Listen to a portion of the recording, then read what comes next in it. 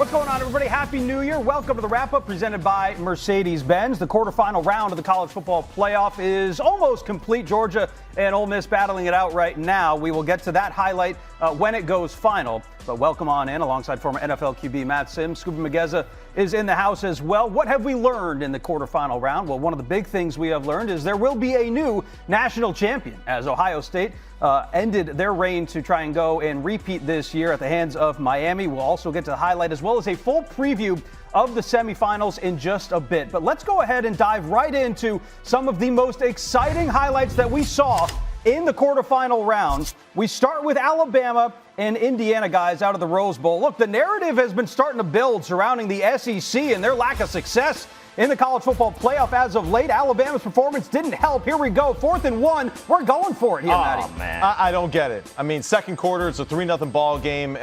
Play field position and punt the football. Indiana trying to take advantage of it. Fernando Mendoza, Charlie Becker in the end zone. And that's what happens, right? I mean, you give a quarterback a short field like that, you run cover zero, you leave Charlie Becker one-on-one, and Fernando Mendoza makes him pay. Ty Simpson going to call his own number here, and he's going to get banged up at the end of this play, and it really affected the rest of the game. Yeah, it really did. I mean, it's a shame to see this because Ty Simpson has literally just been that dude for this offense all year. And literally. Tough to see him go out like that. Hoosiers capitalizing on turnovers was a big part in this one, and they did here. Omar Cooper wide open in the corner of the end zone. The Hoosiers up 17-0. Now Alabama has come back from a 17-point deficit just going back to the first round against Oklahoma. That would not happen here. Mendoza going to throw a dime to Elijah Surratt. Just one of the many weapons that Indiana has on the outside. Yeah, I mean, everyone made an impact today. The offensive line was phenomenal. Of course, Fernando Mendoza really was super accurate with his decision-making and his throwing. Galen Black was incredibly efficient on the ground. Here he is again, a 25-yard touchdown to cap it off. The Hoosiers win this one going away, 38-3. Afterwards, the Heisman winner, Fernando Mendoza, talked about his team coming together. Yeah, first of all, I mean, Alabama, super classy program, one of the most prestigious programs in the SEC. Shout out to them. They did a fantastic job. However, it's us coming together. And, you know, like I said, we got the month off. It's kind of like, hey, we got to get our feet wet. Once we get our feet wet, once we get the ball rolling, we're able to hit it in stride and able to put plays together, put, you know, first downs together, and then put points on the board. Look, say what you want about the guy. He wins, man. So does his head coach, Curt Cignetti. 14-0 on the year. Indiana on their way to the semifinals, where they are going to, have a really interesting matchup, which we will talk about in a rematch against Oregon going forward. Speaking of Oregon, Matty, they were taking on Texas Tech down there in Miami. Speaking of Oregon, you're right. We go to Orange Bowl here for the Texas Tech Raiders taking on the Oregon Ducks. Dante Moore getting focused for the game. We go to the first quarter here. Oregon is already up 3. We got a direct snap here to the right, and there's Lee Hunter making the big stop there in the backfield. The Texas Tech defense really played great today and really held it together for this football team. On to the second quarter, though. Baron Morton here dropping back to pass. And look at this play. This young man here is a freshman. Woo! Brandon Finney read this like a book, as Scooby says, and just underneath the interception. So easy for him. Now later in the football game, Oregon with the fake punt. Listen, Dan Lanning went for quite a bit on 4th down, and this is literally what he does. I love seeing a big man catch the football. Tuiyoto there with the catch there. And then we fast forward here to the low red zone area. Dante Moore passes, batted down. Another stop on 4th down for this Texas Tech defense. That's right. They were light out for turnover on Tech. downs there. Now Dante Moore, 4th and 2. Play action pass, trying to get the football to Kenyon Sadiq here. Scrambles, gets outside the pocket on a reverse out. Oh. Great job by the Texas Tech defense conversion on this. And here's the rep. Kenyon Sadiq there getting behind the secondary. Dante Moore just went through his read a little quickly, tried to go to the flat there, tried to make a play with his feet, just didn't work out. Awesome job by the Texas Tech defense making that 4th down stop. Here's Baron Morton, though. After that, Mateo Uiagalelei with the strip sack. Recovers. I thought he was going to pitch it there and get a touchdown there, but a phenomenal play here. Look at the move off the edge. The strength, the power, good bend there around the tackle. That's a good-looking football player. That is a good. You're dang right, Scoop. That's a good-looking. That's a man. Morton saved that touchdown too, by the way. And then here's the toss here to the outside. Jordan Davison crashes into the end zone. The Ducks go up 13-0. 4th and 2, they go for it just past midfield. Ben Roberts, MVP of the Big 12 championship game, gets the interception there. Old school mesh concept right there, and the old Wiley vet there in the middle, reading it the whole way. Here we go to the 4th quarter now. Another low red zone opportunity. And here's that kid Finney again. Woo! And this was just a phenomenal for him. Phenomenal and call by a fumble Luke recovery with 6 tackles. Defense was all over it. Finney reading this perfectly, gets underneath the corner there. Awesome job by them in that defense. And here's Dan Lanning post-game.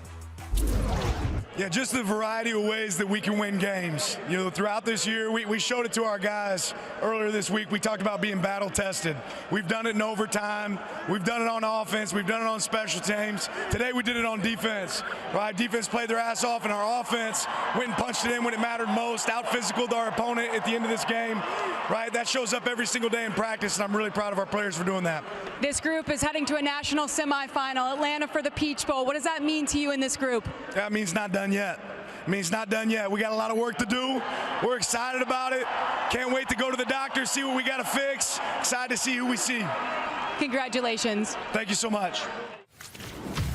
What do they got to find? The doctor's going to be like, you guys are looking pretty good. I don't know what you guys are coming to me for. 23-0, the win. And Oregon exacting kind of revenge and exercising demons, because remember what happened the last time they were playing in the college football playoff, got blown off the field by the eventual champion, Ohio State. Now winning 23-0 against a Texas Tech team that, man, beat everybody by 20+ this year. But Scoob, Miami and Ohio State, that was a physical battle last night. Yeah, I mean, if you were getting your New Year's Eve resolution all together, Miami fans just wanted to win this game. And in the second, 3rd and 2, Carson Beck gets it to Mark Fletcher Jr. 9-yard touchdown. He was the offense in the last game, and he was great offense in this game. Miami leads 7-0. Then just 3 plays later on OSU's ensuing possession, Julian Sane, like Matt said, gets read like a book on the screen pass. Keontae Scott says, thank you. 72 yards for the pick 6. OSU down 14-0 to the Hurricanes in the blink of an eye. We go to the 3rd quarter now. OSU looking to get a spark going out of the half. Sane looking over the middle, and he finds Jeremiah Smith. 23-yard gain. Sets up Ohio in the red zone. 3rd and goal for the Buckeyes. Mr. Bo Jackson. That's how you punch it in. 14-7. Miami still leads.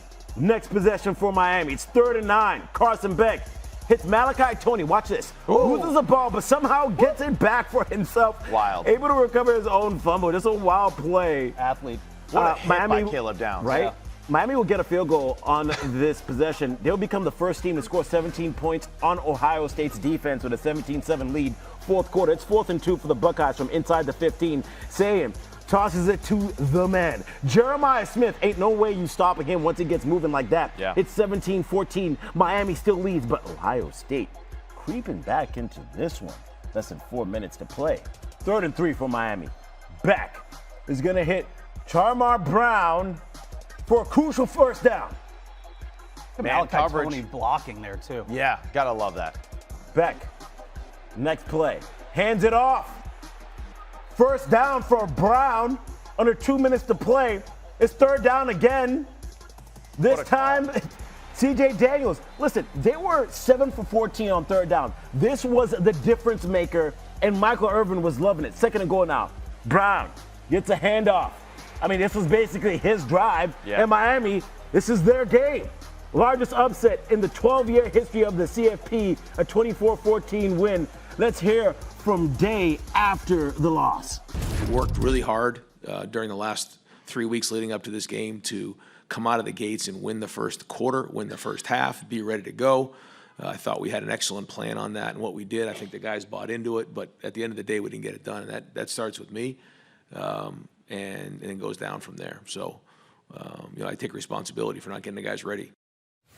Just a marvelous game from Miami with the way that they played here. A 24-14 win against Ohio State. Charmar Brown, Mark Fletcher. I mean, it was the running backs. And we're going to talk about it a little bit more, but it just seemed like a Michigan Wolverine performance against this Ohio State team because it was running backs, it was the front seven of the defensive line, and it was a low-scoring physical football game. We're going to get into this in just a second. By the way, for those who are watching on our YouTube page, please stick with us. We know and understand Georgia and Ole Miss are nearing overtime right now. We'll keep an eye on that. Time now for Peak Performance, presented by Mercedes-Benz. And in their program's biggest win in over 2 decades, Miami Hurricanes, from start to finish, literally out-physicaled and outplayed the reigning national champs to advance to the semifinal. They won it 24-14, as we just witnessed. The defense got their work done early. Offense was balanced all the way throughout, and they also ran it for 153 yards. Yeah. Maddie, when you were watching this game play out, it was pretty evident who was the better team from the jump. What facet of the game impressed you most from Miami? It has to be the trenches. I mean, when you look at this performance by the Miami Hurricanes and what they're able to do offensive side, right, with that offensive line and the defensive line, just absolute domination. You could just see that the body blows were taking their toll on the Ohio State offensive and defensive lines in result of that. And Mark Fletcher had that fumble early on in the football game. The faith and the leadership of that young man to continue to give him the football. Jamar Brown, his physicality as well. He was like a sledgehammer there at the end of the game. And that where it felt like, too, like Ohio State was just like, we've had enough. There's been too many of these body blows. And that's where we got to go back to just the guys, right, on the offensive line. It's Bell, McCoy, Brockenmeyer, Cooper, and Moe Noah, right, and how their performance. And Shannon Dawson with just the patience to stick with the run as often as he did for 37 attempts. That's where you feel, right, the pressure of an offensive line as the game continues to wear on. And then Bain, Moten, Lightfoot, and Mesidor. I mean, they were so disruptive. They were so physical. They don't have tremendous depth on that defensive line, but it didn't matter. They were absolutely disruptive, and the secondary speed with guys like Jackson were phenomenal. Yeah, Matt, you're right on, man. That front seven for Miami was so physical. Do you know how many rushing yards Ohio State had in the first half? -3. There you go. There you go. Right? So they went backwards. Yeah. You and I had more rushing yards than Ohio State had, and we were sitting here just watching the game. So incredible performance from them from that end. Akeem Mesidor, Desmond Bain, just the way that they were able to pressure Julian Sain. I think throughout the entire season, we were saying this Ohio State team is good. We know that. But how good are they when they face pressure, when it's coming down towards the end of the game, they're down 4 points, they need to drive down the field. We just didn't know them a lot when it came down to adversity, and they faced that adversity consistently, especially Julian Sain. He's the type of quarterback that hasn't seen much pressure in his face this season, and when he saw pressure for the first time, it was in the Big Ten Championship, and what happened? They ended up losing that game. Now we go to this playoff game. He gets consistent pressure in his face again. What happens? They end up losing the game. So big surprise, a young quarterback doesn't play to the level that you expect with him going to New York and being a Heisman contender when he has pressure in his face. And you know, hey, let's give some credit to the receiver room. Malachi Toney, C.J. Daniels, right? Even Keelan Marion getting involved, right? And blocking and being aggressive with that talented defense that Ohio State has. I love that. Corey Heatherman, maybe one of the best offseason hires of the year. Maybe the best. I mean, you're exactly right. Think about where the defense was last year. Right. They lost them games. That guy, let's give him, right, some props. There's no doubt about it. And then the last guy, too, who I feel like always gets the least amount of props on this football team is this cat right here. Carson Beck played really well. Tough scrambles. Limited amount of throws, 19 to 26, 138, right, and a touchdown. And a lot of people are thinking, well, like, you know, he didn't do a whole lot.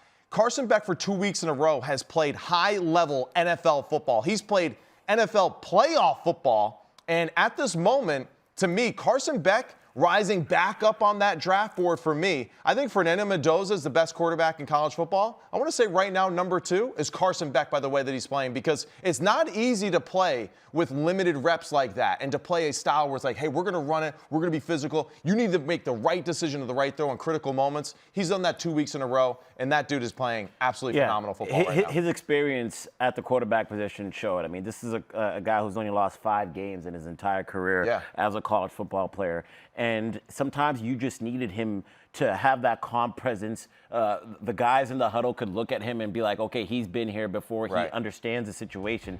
And he made crucial throws at the right time. I mean, in the first half, he set a Cotton Bowl record with 13 straight completions. And, I mean, just look at this tweet here about Carson Beck. He transferred to Miami, a $4 million deal, and then he ends up showing them that it is worth the money. Yeah. And the Miami O-line versus the Ohio State defense. They were awesome. I mean, there are multiple things that you can look at this game and just continue to build layers upon layers. Notre Dame, South Florida, Florida State, Pitt. Six straight wins. Texas A&M, Ohio State. Ever since they lost to SMU. Yeah. And Ole Miss wins. I had to say that. Okay, so wow. we will talk. Amazing. Wow. Everybody in the chat, we see this live with y'all. Oh, wow. Okay, we'll talk about that too. But Carson Beck. We will have the highlight of that game coming up. Wow, but Carson Beck. Oh, yeah. Go ahead. Sam, take over. It's great. I got to process this. Wow. Let's go. What Let's an take a awesome live moment. look at the Ole Miss team celebrating here down there at the Sugar Bowl. Man, I mean, you mentioned Carson Beck.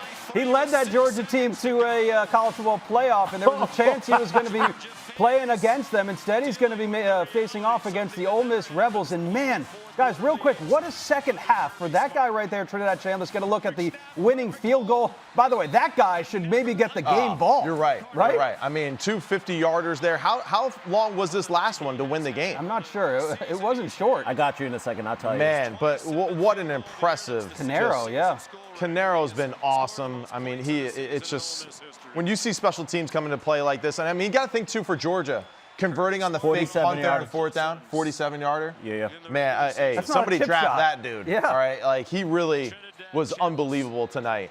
But Georgia, right, going for it on 4th and 2 with the fake punt, go for it on 4th and 8 and get it. You know, and just credits to them for their fight right now. This game isn't over. We'll see what happens here, but what an unbelievable performance that we've seen here tonight by both quarterbacks and by both teams. Uh-oh, here we go. We got laterals. Pitch it. Oh, man. That will do it. My God. Ole Miss, after losing their head coach to go and potentially coach a team that he thought would go to a college football playoff, had a contender that will be playing for a spot in the national championship next week. That is so amazing.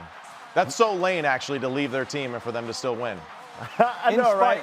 In spite of Lane Kiffin leaving. 39-34, the final there. We bring you back in studio again. This is the wrap-up presented by Mercedes-Benz. So guys, I mean, we can talk about this game. We're going to have the full highlight of this one in just a second. But when you think about it, going back to the original meeting between these two in early October, remember how Ole Miss was the better team for the good chunk of that game, and then Georgia just put the clamps down in that fourth quarter. I think held them scoreless in the fourth quarter. That was the beginning of their defense, I feel like, starting to figure out who they were, right? And then here they were in the second half playing like the better team. I mean, me and Scooby were going nuts when we saw Trinidad Chambliss reversing field and making those throws on the run. I mean, that one throw on the run to his right, to Harrison Wallace, right? Ellison Robinson is covering him tremendously. He undercuts it to get the interception, and it's just a perfectly thrown football that is indefensible. And it's moments like that that make just college football so special and so powerful. This guy to go from Ferris State to being the starting quarterback at Ole Miss to now taking his team to the semifinals. Crazy. I mean, and getting revenge on the team that beat you earlier in the year. You just can't write a better story than that. And why can't they beat Miami and play in a national title? Well, I'll tell you why. All right, we just went through it. All right, the offensive-defensive lines for Miami. All right, but it's going to be a great matchup. I think if Georgia won this football game, they would have been a slight favorite over Miami. With Ole Miss winning the football game, I would expect that Miami will be a slight favorite over Ole Miss. I do. Yeah, just because of just the trench play and their ability to run the football and control the tempo of the game. I think that is a huge impact on it. I also think, too, that Miami has the speed and ability, especially, to collapse the pocket and to take advantage of Trinidad Chambliss, essential stature in the pocket, right? Because you saw a few plays today where passes got bad at the line of scrimmage, and it wasn't like guys had their hands up. He was hitting dudes in the head, right? So that's a little bit of an issue for them when their normal drop-back passing game. But when he has an opportunity to make some plays, man, his receiving crew, I mean, Stribling was phenomenal. Caden Lee was great. Daquan Wright had that drop early in the game, and he had that one little snafu there right before half. But he is a damn good football player as well, and Kawan Lacey did his thing as well.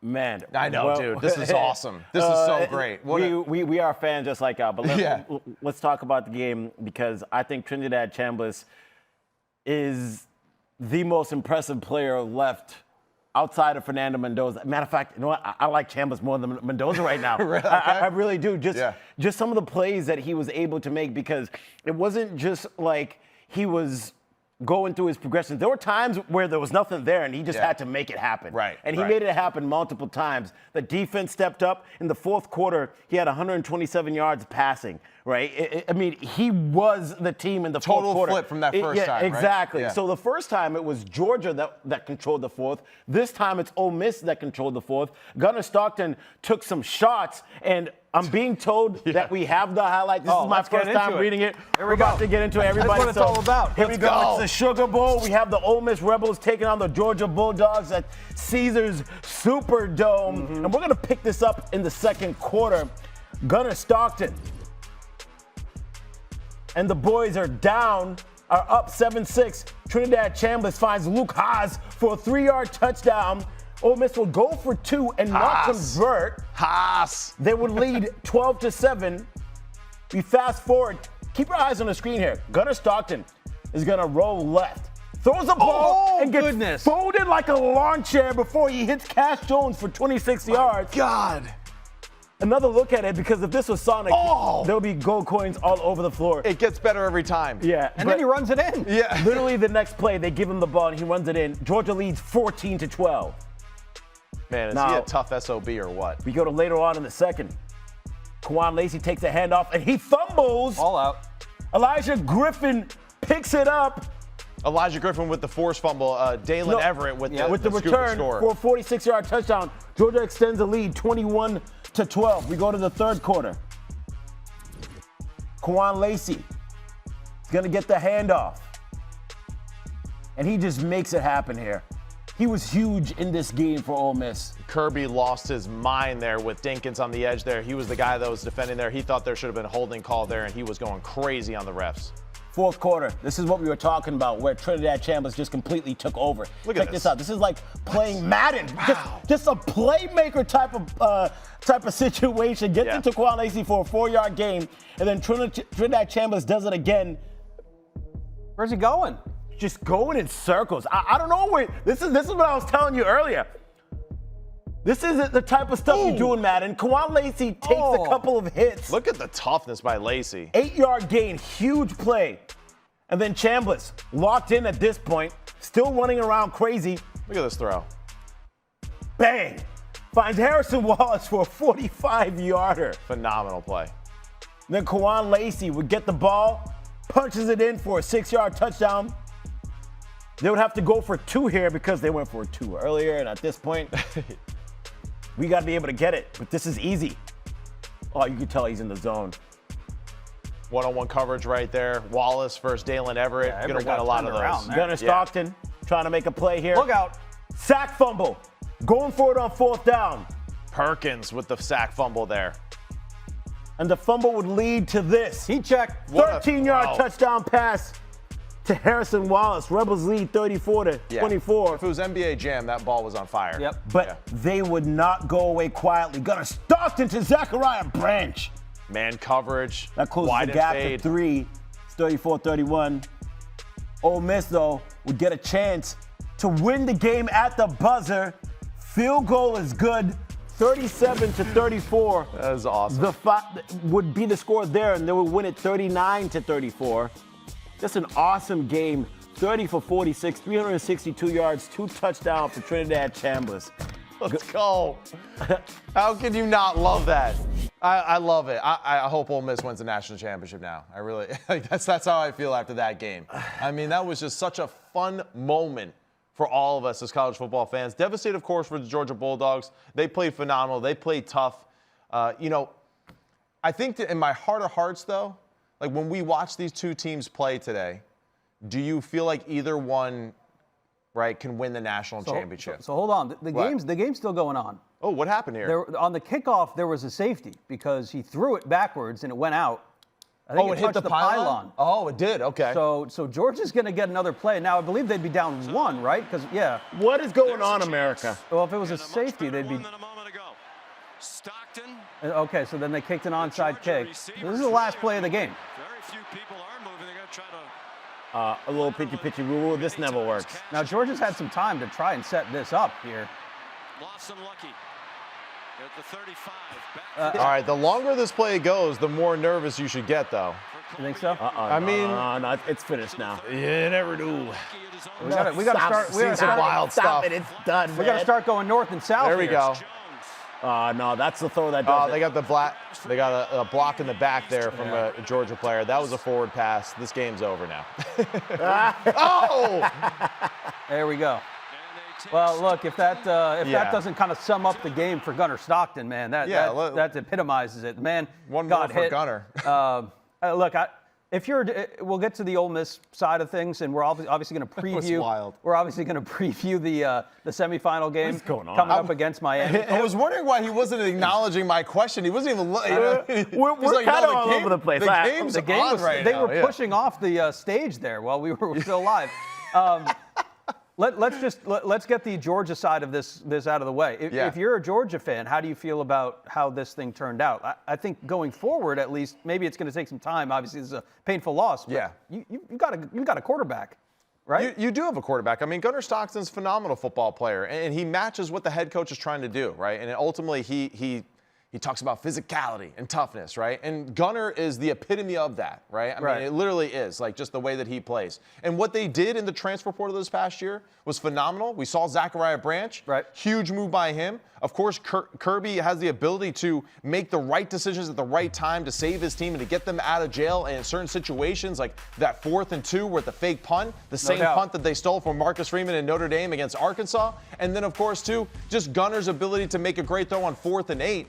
The defense lacks superstar power like we've seen in past years. And I think in this game it was most evident. Unless Kirby brought pressure, they weren't going to be getting after Trinidad in consistent basis. So they need a little bit more of that game-wrecking talent on the defensive front that we've known Georgia to be popular for. The other big one in this game, too, of course, Aguero was out in this football game with a broken wrist. Dinkins did a good job in holding down the fort in that one. Raylan Wilson also left the football game, too, right? Middle linebacker for them that plays very important piece in that middle part. But the story is about Trinidad Chambliss, Charlie Weiss, Pete Golding, and the way that they were able to manage this football game and to win in a high-scoring matchup the second time around against one of the best defensive minds in football. Yeah, I think one of the things we have to look at it here is now the teams that have had a bye are 1-7 They are. in the college football playoff ever since we switched to this new format. We got enough evidence now. So there's a large sample size at this point when you look at it and say,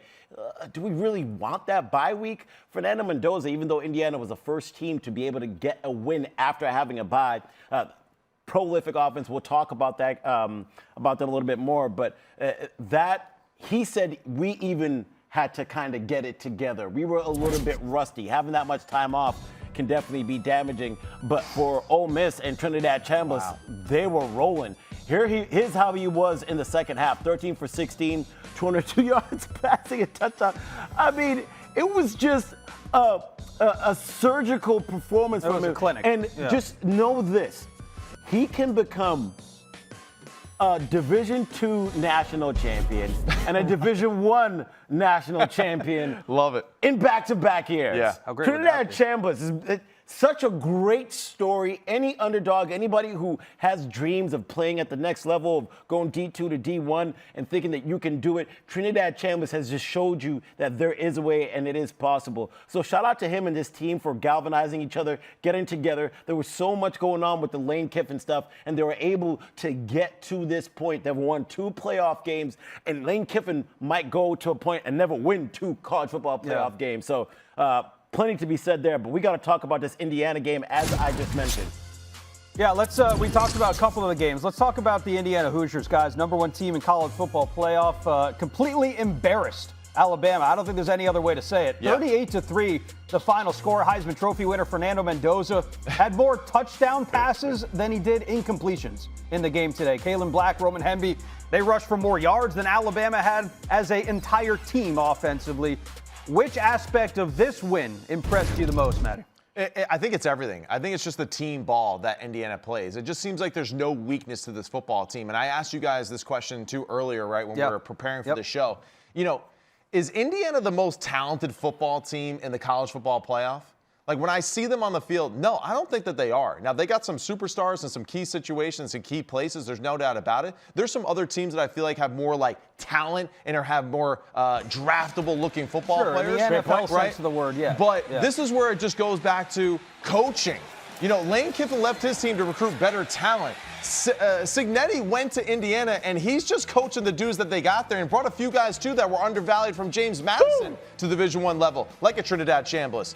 This has been an unbelievable performance, back-to-back years with 10 wins. The way that they're winning football games, Shanahan and Haynes are absolutely phenomenal on both sides of the football right now, dialed into what their team does well. The offensive line is playing great. The linebacker crew from Indiana is phenomenal. And they cover great in the back end. Hey, talented receiver room by Alabama, right? Yep. Yeah. You know, we think Oklahoma is one of those bad defenses, right? And they are.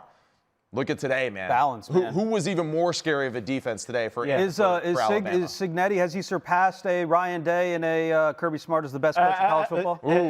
Hey, listen, it's recency discussing. Recency bias. Right now, we want to be able to say just because of what he has done in such a short amount of time. I mean, this team only won like a couple of games just about 2 years ago, right? And now here they are blowing out Alabama, one of the most losing programs in the history of college football. But Kalen DeBoer said it after the game. He said, they just execute at a high level.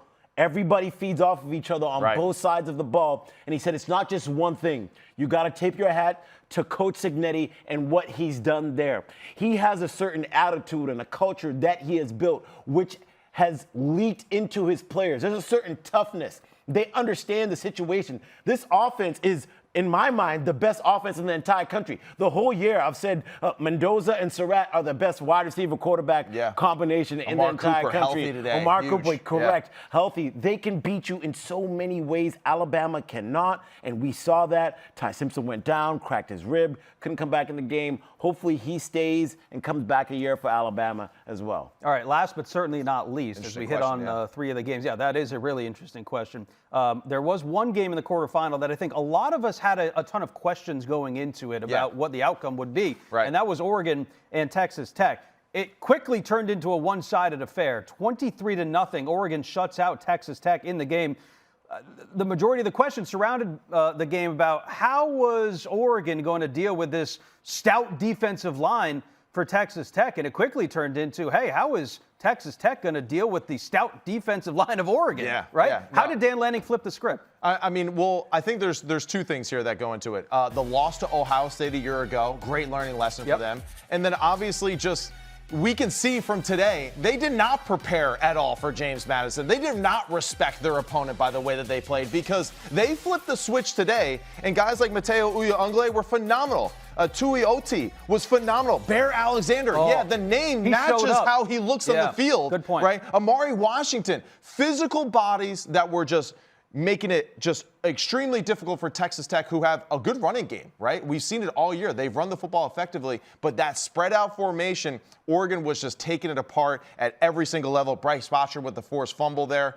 And of course, Brandon Finney, right? The fumble recovery, the interception there early on in the game, the low red zone interception, just a phenomenal presence there in the back end. Right at the bottom of the screen. I mean, he was awesome. He really was. Flowers played phenomenal too in the secondary, and of course you see the overall speed, I think, of Oregon that is very overwhelming for football teams, and I think that's what happened to Texas Tech. They were overwhelmed by the physicality and the speed of Oregon's defense.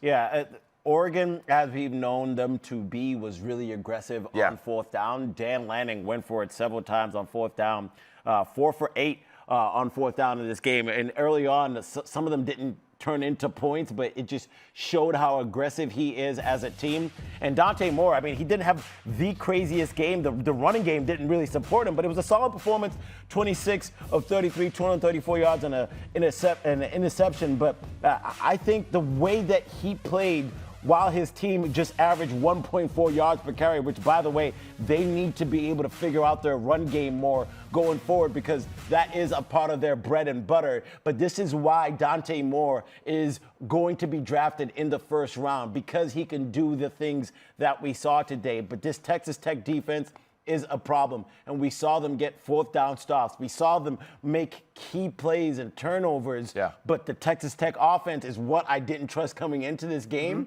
This is what the College Football Playoff Committee had brought up, the fact that they had lacked in scoring touchdowns. Right. 3 interceptions from Morton. Shout out to this Oregon defense for stepping up because we just saw them give up 30-something points to James Madison, a team that they should have blown out of the water and not allow them to have that many points. So well done from them. And just, I understand that the efficiency on the ground wasn't great, but the 47 attempts speaks a lot to me, right? Because the time of possession was dominant. They had the ball for 37 minutes in this football game, right? So a limited amount of reps there for Barrymore to drop back. And you could see the rust on Texas Tech and their offense. And Joey McGuire said this, right, to Jesse Palmer, who was calling the game today. He said, we trusted our veteran leadership. We weren't too physical in practice. We were going with just being fresh and mentally prepared. And I think that really backfired against them in this game. Really quick, yes or no question. Will Dante Moore be playing college football next year? Yes. He should be. I'm not sure if he's going to be playing for Oregon, though. Because I wonder, do you stay and continue to play with Will Stein leaving? I don't know. I'm just saying, Will Stein is a damn good play caller, right? So you heard it here first. Big part just of a question. I don't know. That's all we ask here is thought-provoking questions on the wrap-up. All right, let's take a look at the updated bracket here. We are down to the Final Four. Real quick turnaround for the Ole Miss Rebels, by the way, as they're going to be playing next Thursday in the Verbo Fiesta Bowl out in Phoenix, 7:30 Eastern Time on ESPN against the U. And then a rematch from the regular season, Oregon and Indiana. Remember Indiana with that double-digit win in Autzen Stadium earlier on in the year. Time now for the playbook presented by Modelo. We go back to the touchscreen with our very own QB, Matt Sims. And Matty, at the start of the season, hardly anybody would have picked a quarterback transfer from Cal to be in the Heisman conversation. And not only was he in the conversation, he won it. And he's got the Indiana Hoosiers on the doorstep of a national championship. What did you see from the dominant performance today from the Indiana signal caller? I just think overall, just Coach Shanahan, the offensive coordinator, great game plan going into this game. Balance on both the run and the pass for Indiana Mendoza. His ability to dissect information quickly, to throw it accurately. And he also used his legs as well throughout this game. So let's start out with this first play here. And as we can see with this, right, we have kind of that blanket top here for the defense. So we have man coverage here across the board. All right, we're going to run cover 0 by the Alabama defense. So all of these guys are blitzing, right? This guy's actually going to buzz out to kind of get that underneath route to kind of trick Mendoza into something, right? Hubbard's coming off the edge here. What I want to highlight here is this. The concept, super simple. It's a drop back pass. It's a in cut here by Cooper in the slot. Charlie Becker has the post route that's literally running to that upright. And then we have a deep in cut through there. So it's basically just inside out read for Fernando Mendoza. And if he wants, he can alert this post route. With this cover 0 look, though, it starts with the offensive line in protection.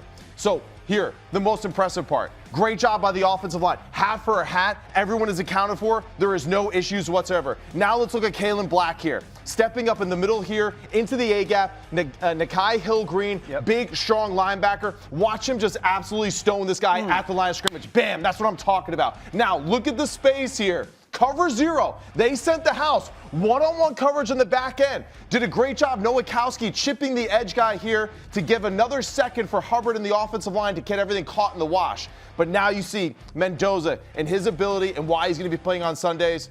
Simple one hitch, rips it hard, aggressively to that back end line on that post route. And then Charlie Becker, man. I mean, I can't even do it justice with this play. Look at the extension there, able to catch that football way above the helmet line right there and bring it in for the catch against one-on-one coverage versus that cover 0 look. One of just a few good catches that Becker had today. And by the way, Mendoza has been really good at that all year long, passes of 20-plus yards. He was perfect today. He was 4 for 4 on passes of 20-plus yards. But where they get really dangerous is in the low red zone, Matty, because they have just so many options. And this is a really cool concept. I love this, too. And this is where Shanahan, this is an NFL type of football play. This is something that Fernando is going to be running on Sundays again. And it's a simple concept. Everyone is going down on the line of scrimmage. The fullback and the halfback have the 2 most dangerous off the edge, off of this tackle. They have an extra tackle in at the tight end position, which they did a few times throughout the game. And now Omar Cooper, really simple.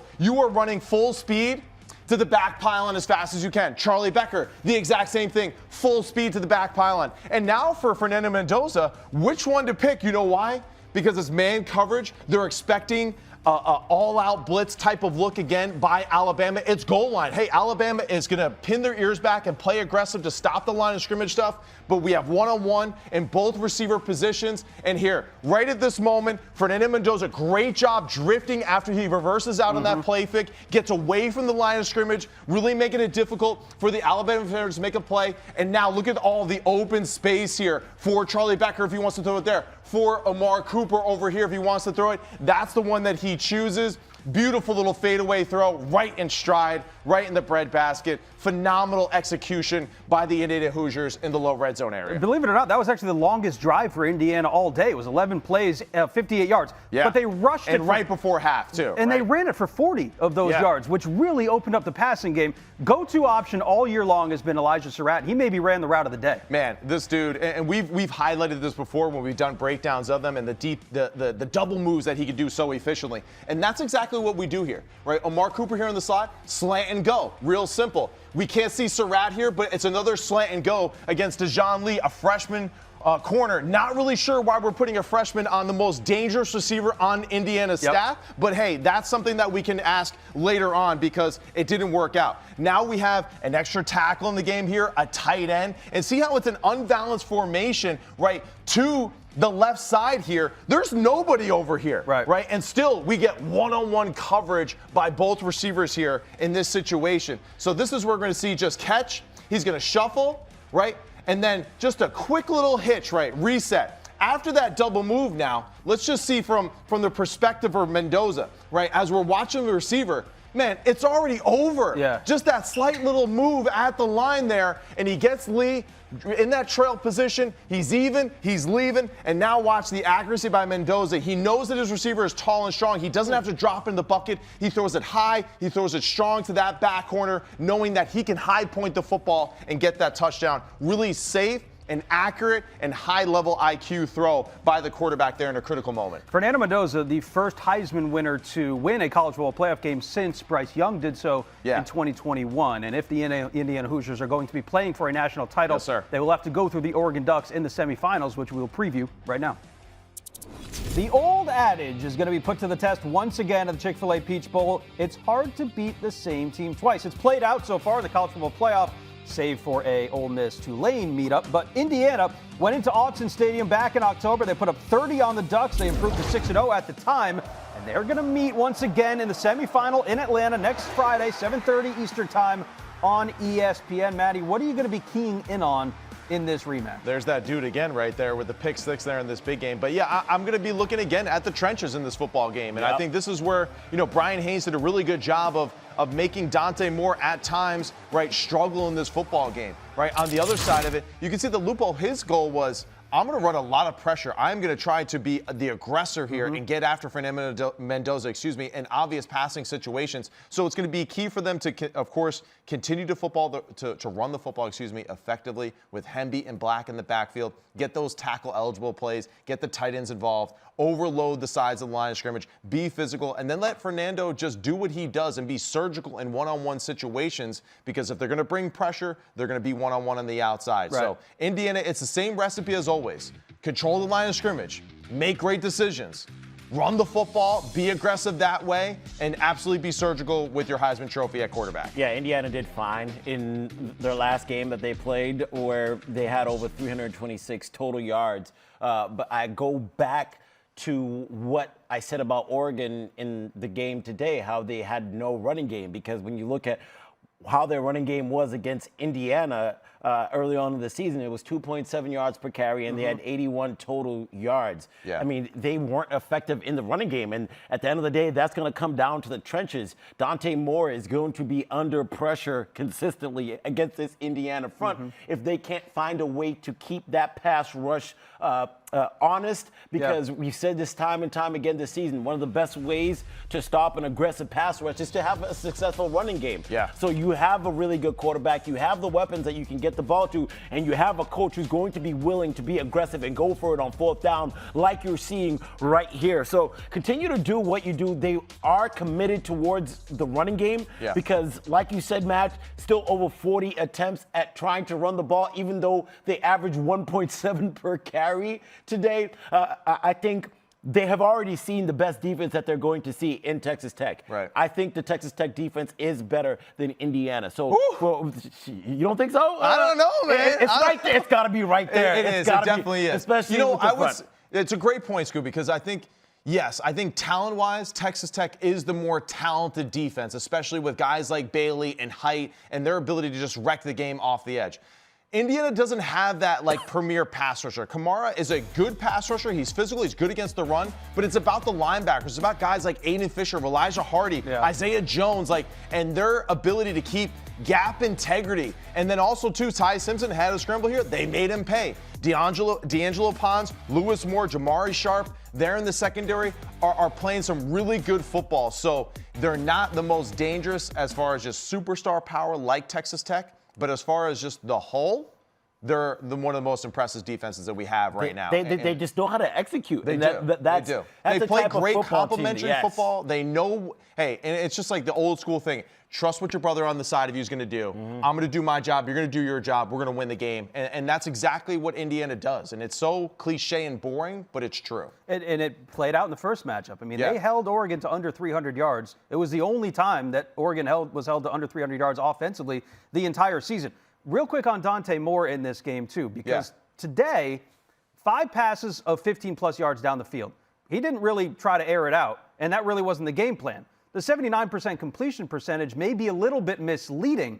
When you look back at the game that he had against Indiana, they were also a little bit hesitant there. Yeah. How do you see Oregon offensively going up against an Indiana defense that just plays so well collectively? Yeah, this is where I feel like it's just more game plan specific plays where you know that you're going to get these one-on-one opportunities. We got to dial up more double move opportunities. Get Dante Moore away from the line of scrimmage. Let's fire some footballs down the field and at least just show Indiana we're willing to cut it loose and be aggressive. Yeah, right. I mean, that's what you got to do. Just get them off you a little bit. But we've seen this.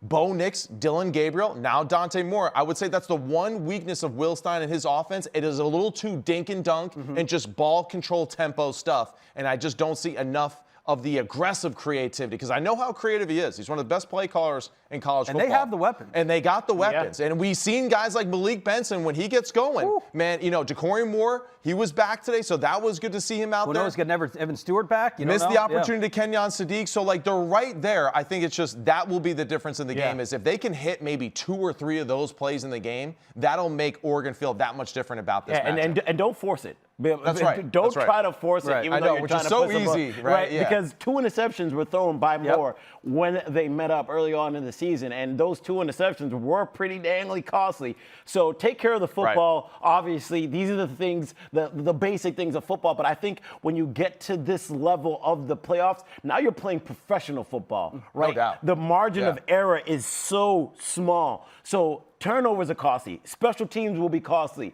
Being able to get those extra 2 or 3 yards on 4th and 1, 3rd and 1, 3rd and 2, whatever that may be, it is going to be crucial in this matchup. Indiana and Oregon, 2 of the winningest programs in FBS over the last 2 years. It's those 2 right there, and they're going to be meeting up 7:30 Eastern time on ESPN in the Chick-fil-A Peach Bowl. All right, so if they are the new bloods, Miami is maybe one of the old bloods. I'm going to call this the all-chip bowl because Ole Miss and Miami both have massive chips on their shoulders. They did coming into the college football playoff. Miami was counted out. Many people thought they shouldn't have even been here. Here they are in the semifinal. Ole Miss losing their coach at the end of the season. Nobody believed that Ole Miss would be able to maybe even win 1 game, never mind 2. And here they are playing up against each other. What do we make of this matchup now? Well, they absolutely can win it all now, right? Because I feel like they've gotten through some of the toughest tests, right? And really the toughest test, and as far as just their mental aspect of it go. Shout out Lane Kiffin because is he at the game? This looks like he was at the game, or looks is he? Like it.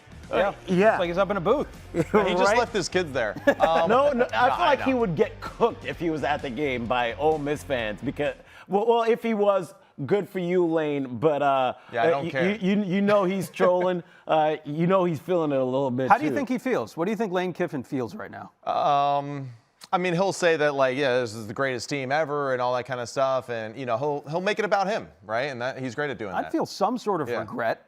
Maybe. I mean, you had an opportunity, a golden opportunity, to go and coach your team to a national championship. It was all right there. Yeah. And you left. I will say this though, Part of it, yes, is Lane's fault for leaving, but it also is the schedule of the NCAA's fault for him having to leave. Because with the way that everything is set up, he had to leave for LSU. Agreed. I get it. When he had to leave for LSU, it wasn't like he'd be like, hold up, y'all, I'll accept the job later. But because of how the schedule is set up, he had to accept the job early. Now, you have the team already. What is the goal for you, Lane? Is your goal to win the championship? Then you should have stayed because this team has the ability to win the championship. So obviously everyone's cooking him on the internet. Lane Kiffin tried to get back. That is awesome. That's the best one. That is absolutely the best one. Oh, man, that is awesome. Respectfully, though, Scoob, if I'm Lane Kiffin, I can say, hey, LSU, happy to come coach you. I'm not going to accept the job until our season is done. Like this whole. That's how I feel about it too, Sam. The schedule, I think it's just such. I think it's a cop out. I really do. Because if Lane Kiffin really wanted to coach Ole Miss, he could have. And he could have said, honestly, I'll be there in a second. Yeah, if you want to hire somebody else, go ahead. If you really want me to coach, I'll be there when our season's done. Yeah, I mean, and it's awesome, too, that for Ole Miss, the greatest win in their history, right? And of course, him helping rebuild this culture, the greatest win goes to Pete Golding, And I feel like that is just that's also Lane in itself, too. And Charlie, right? yeah. So it's unbelievable. Lane is getting paid with every win because of the contract that he signed to LSU. And he should give it back. Yeah. He should give it to Ole Miss. To give it to, you're right. I think give it to the players. Yeah. And I love it too because the transfer portal is during the playoffs, correct? It's opening tomorrow. Right, tomorrow. Okay, great. Literally, Well, it Trinidad Chambliss ain't going anywhere. That's all I know. That's a good point. Right? Yeah. Trinidad Chambliss ain't going to LSU. So Lane's going to have to find another quarterback here. And that's unfortunate because Charlie Weiss is eventually going to be going to LSU. And we know how closely tied Charlie Weiss and Trinidad Chambliss are. Now, that would be some wild stuff if Trinidad enters the transfer portal. Then it would get right? a little crazy. That's when I would basically just quit watching all of college football in general. Right? But it's a little out of hand. It's unfortunate. I'm happy for the football team. And, I'm kind of done talking about Lane. I'm with you. Can we talk about this game? He didn't finish what he started, and that's it. Yeah, and he's a backstory in this whole thing. Talk about the Chip Bowl here, how it plays out between these two teams on the field, because we know what Miami has on the defensive side. Right. We know what Ole Miss has on the offensive side. Yeah. Somebody's going to have to come out a winner there. That's what it's going to be, man. When you look at what the Ole Miss defense was actually able to do today against Georgia, they buckled down because Gunnar Stockton, although he was getting rocked by the Ole Miss defense, he took some shots. Yeah. He was moving the ball down the field, and at one point I was like, okay, Georgia has a chance to pull away over here, but they ended up stopping the bleeding. They got some stops when they needed. You have a quarterback in Trinidad Chambliss who was able to keep their offense on the field and keep that defense off the field. But when you have a game-breaking defense the way that Miami does, you can win a lot of games. And I said this earlier in the show, I think this Miami defense is very similar to the Michigan team that won the national championship. Right. They can run the ball really well. Mark Fletcher's starting to play his best football right now. Akeem Mesidor, Ruben Bain, they're playing their best football right now. So for this matchup, it's going to be offense versus defense, and time again, we've seen the defense win that battle. This is the theme right now for me, at least in the college football playoff. It's like, be physical, win in the trenches on both sides of the football, run the football well, and then experience quarterback play. So we're kind of checking all of the boxes here with all the teams that are left here. And that's where I'm not really sure where to go as far as what I'm leaning towards. But for Miami, you got to be thinking Corey Hellerman and the crew. They're thinking, number one goal, we got to keep Trinidad Chambliss in the pocket. We cannot allow him to make the plays that he did against Georgia tonight, scrambling and making plays. Keep him in the pocket. I expect guys like Keontae Scott, Jacoby Thomas, Poser, and all of them to be very heavily involved in the blitz package against Trinidad Chambliss because they have great speed, great closing speed, and they're going to create a lot of havoc at the line of scrimmage with their front four. Real quick follow-up to that. Ole Miss is one of the fastest teams in college football. So how does Corey Heatherman try and slow them down? I think calculated risk like that. I think you really do kind of have to shoot your shot. And if you kind of play back and say, we're just going to let the front forward do it, there's no doubt there'll be opportunities to let your front forward do it. But I also think dictating the pace of the game game and the physicality of the game and attacking Trinidad is always a good way to just offset offenses at times. Yeah, and you got a great running back in Kawhi Lacey. I mean, yeah. We haven't really talked about him as much as we should have. Oh, I know. And he was awesome. He had that injury in the JMU game, and we knew that him possibly missing would be huge because he is an X factor for that defense. He's just as important as Trinidad Chambers to me when you look at what he does for that offense. Right. He's physical, he's fast, and he can catch a ball out of the backfield. He's a four-down the back. catch, right, where he got just sawed in half and just ate it and kept going for the first down. Two Georgia starters got hurt hitting him. Right. Right? That's the type of player that he is. And multiple touchdowns today, and he has been there for Chambers when he was in trouble. Think about the running backs that we have playing in the semifinals. The running back rooms for all 4 teams are just ridiculous. They are. With Fletcher, with Kewan Lacey, right? With Black and Hemby for Indiana, and obviously we know the Oregon whole has horde too, of running backs that they have at Oregon Yeah. there, right? So I mean, it is awesome, and it's just great because it is an important aspect of the game, and I think we always get caught talking about the quarterbacks and all the finesse aspect, but it's about the trenches, it's about being physical, it's about punching the other team in the face and playing good special teams, and I think this round in particular, that's where we're going to see special teams play a huge factor in these. As the years go on, the standards of college football and what wins games doesn't change, That's right? I mean, it just always comes back to the basics. Let's take a look at the updated bracket. Again, we are down to the final 4 teams, Oregon and Indiana, in a rematch, Ole Miss and Miami out there in Phoenix at the Verbo Fiesta Bowl. Guys, which way are we going to be leaning in both of these games? We got 2 minutes left. I'm going to go Miami. And I'm going to go with Indiana. You rode Miami early, so you might as well keep I'm going to go with Miami and Indiana. Yeah, your bracket had Miami going pretty far, didn't it? I did, yeah. Look at you. I felt pretty confident about it. And really for the Ohio State game, I just thought I'm going to take the experienced quarterback over the young quarterback, right? And that's really what it came down to. And, you know, for these matchups going forward, man, I just think the physicality of Miami will be tough for Ole Miss. For the Indiana-Oregon game, there's no doubt. Very nervous in picking Indiana right now because I just feel like Oregon definitely has that chip on their shoulder where they're enjoying the fact of being maybe the spoiler for everything. I'm going to go Indiana, Miami, and I would love to go Oregon, but I'm going to continue to talk about that running game.